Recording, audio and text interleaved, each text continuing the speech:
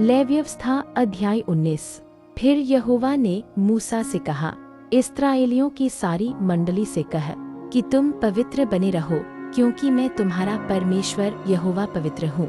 तुम अपनी अपनी माता और अपने अपने पिता का भय मानना और मेरे विश्राम दिनों को मानना। मैं तुम्हारा परमेश्वर यहोवा हूँ। तुम मूर्तों की ओर न फिरना और देवताओं की प्रतिमाएं ढालकर न बना लेना।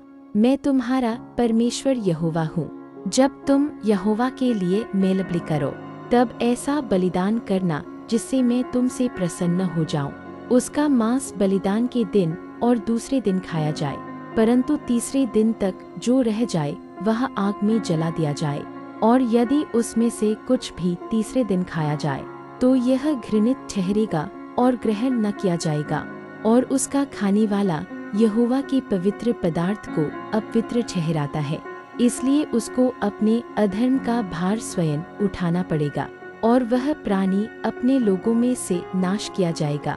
फिर जब तुम अपने देश के खेत काटो, तब अपने खेत के कोने कोने तक पूरा न काटना, और काटे हुए खेत की गिरी पड़ी बालों को न चुनना, और अपनी दाख की बारी का दाना दाना न तोड़ लेना, और अपनी दाख की बारी के झड़े हुए अंगूरों को न बटोरना।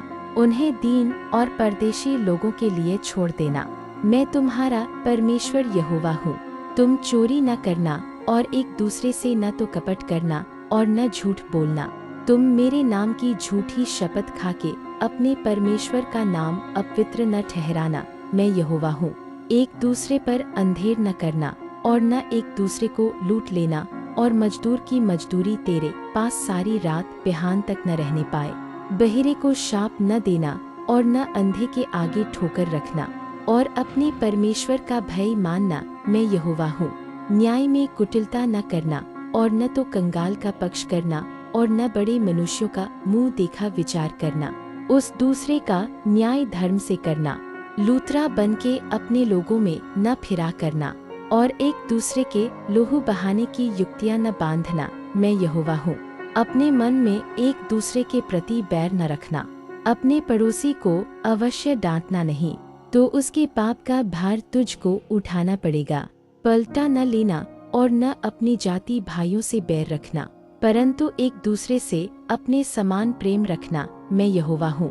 तुम मेरी विधियों को निरंतर मानना। अपने पशुओं को भिन्न जाति के पशुओं से मेल न खाने देना। अपने खेत में दो प्रकार के बीज इकट्ठे न बोना, और सनी और उनकी मिलावट से बना हुआ वस्त्र न पहनना। फिर कोई स्त्री दासी हो और उसकी मंगनी किसी पुरुष से हुई हो, परंतु वह न तो दाम से और न सेंतमेत स्वाधीन की गई हो, उससे यदि कोई कुकर्म करे तो उन दोनों को दंड तो मिले, पर उस स्त्री के स्वाधीन न होने के कारण वे दोनों मार न डाले जाए। पर वह पुरुष मिलाप वाले तंबू के द्वार पर यहोवा के पास एक मेढ़ा दोषबलि के लिए ले आए, और याजक उसके किए हुए पाप के कारण दोषबलि के मेढ़े के द्वारा उसके लिए यहोवा के सामने प्रायश्चित करे, तब उसका किया हुआ पाप क्षमा किया जाएगा। फिर जब तुम कनान देश में पनहुचकर किसी प्रकार के फल के वृक्ष लगाओ, तो उनके फल 3 वर्ष तक तुम्हारे लिए मानो खतनारहित ठहरे रहे, इसलिए उनमें से कुछ न खाया जाए। और चौथे वर्ष में उनके सब फल यहोवा की स्तुति करने के लिए पवित्र ठहरे। तब 5वें वर्ष में तुम उनके फल खाना, इसलिए कि उनसे तुमको बहुत फल मिले। मैं तुम्हारा परमेश्वर यहोवा हूँ।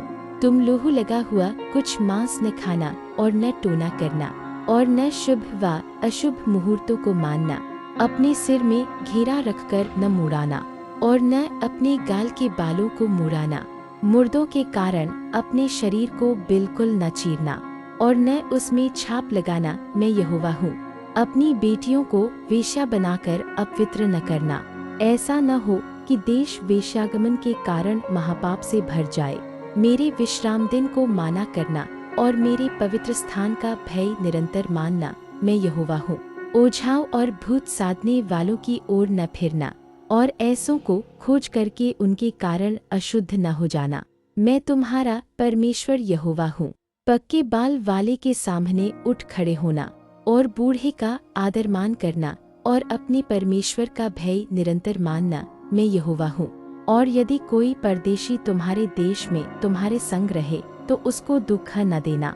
जो परदेशी तुम्हारे संग रहे वह तुम्हारे लिए देशी के समान हो, और उससे अपने ही समान प्रेम रखना, क्योंकि तुम भी मिस्र देश में परदेशी थे।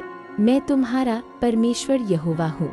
तुम न्याय में और परिमाण में और तौल में और नाप में कुटिलता न करना। सच्चा तराजू, धर्म के बटखरे, सच्चा एपा और धर्म का हीन तुम्हारे पास रहे। मैं तुम्हारा परमेश्वर यहोवा हूँ, जो तुमको मिस्र देश से निकाल ले आया। इसलिए तुम मेरी सब विधियों और सब नियमों को मानते हुए निरंतर पालन करो। मैं यहोवा हूँ।